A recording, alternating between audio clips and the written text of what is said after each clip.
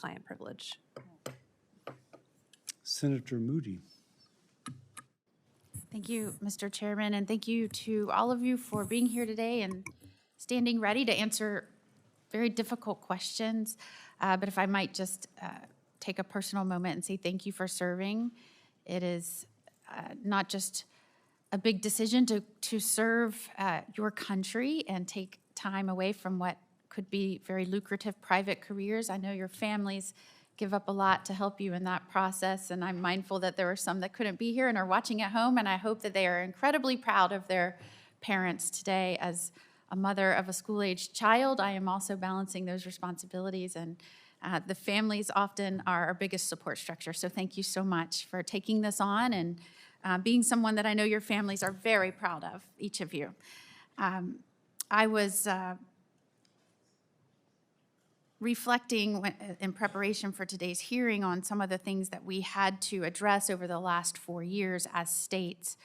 I was the Attorney General of Florida, dealing with an administration that was picking and choosing enforcement in a way to pick and choose winners and losers, and oftentimes neglecting the most tragic of circumstances, and even those of children.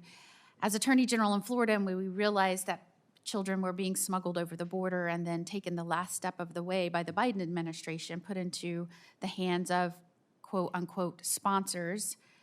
Many times these sponsors were taking in dozens of children. We found when we launched a grand jury investigation that many were being placed in unspeakable conditions, not followed up with. One was sent to a strip club. One was sent to an empty lot next to shipping containers. I could go on and on. I believe the grand jury stated that they were circumstances that were not done justice by mere words. In that grand jury investigation, they also found that tens of thousands of children were lost by the federal government under the Biden administration. And when we sought to get the Biden administration to send someone to discuss with our child welfare agency that was responsible for the welfare of children within our state, they refused to do so, refused to send witnesses to the grand jury, refused to provide information to the grand jury, as they didn't see how it would serve their interests. I think you could all understand that the interests of children that are lost into trafficking and found not only in sex trafficking but labor trafficking was what we were trying to investigate. And I know that all of you are going to serve very important roles, whether in different capacities, but I would like to offer the question that anyone would like to respond. Moving forward, obviously, this is of extraordinary importance. As you can tell, many people have brought this up. You have to understand what happened in the prior administration to understand how to prevent it from happening again. But I'd like to hear from whoever would like to answer the first thing that you will do in your new role, if confirmed, to address how this happened and to prevent it from happening again. Senator, thank you very much for that.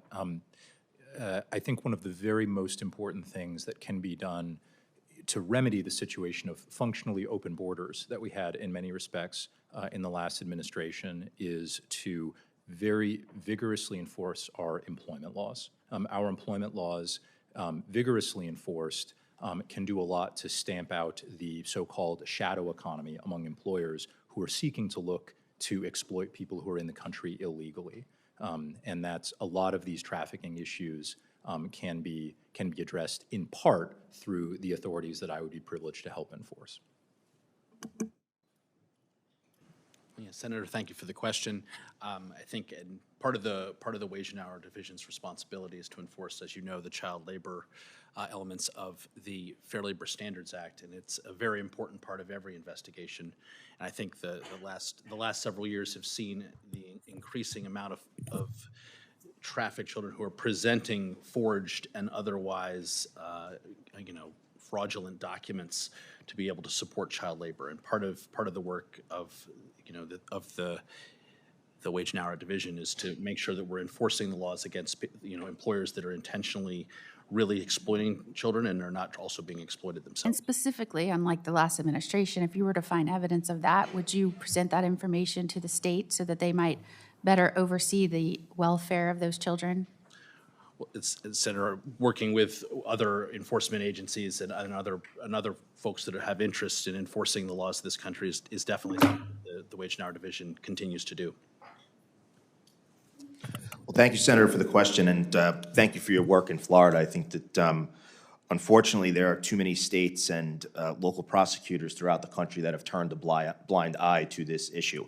And one of the things that I think is critically important to the Inspector General is hopefully upon confirmation is to taking a real look at what personnel and what resources are being allocated to child and human trafficking. And if it's not enough, we need to adjust it. And like I said to a couple of questions, I think the collaboration between prosecutors, whether it's on a state or a local level, and the work that you can do with local law enforcement agencies is really how to get this job done. Nobody knows their communities and who's doing what in those communities better than local cops, local investigators. And I think that the inspector generals have failed in really embedding themselves into those communities. And I know your background with law enforcement, et cetera, but communicating with child welfare agencies of the individual states is of utmost importance. Absolutely. Thank you.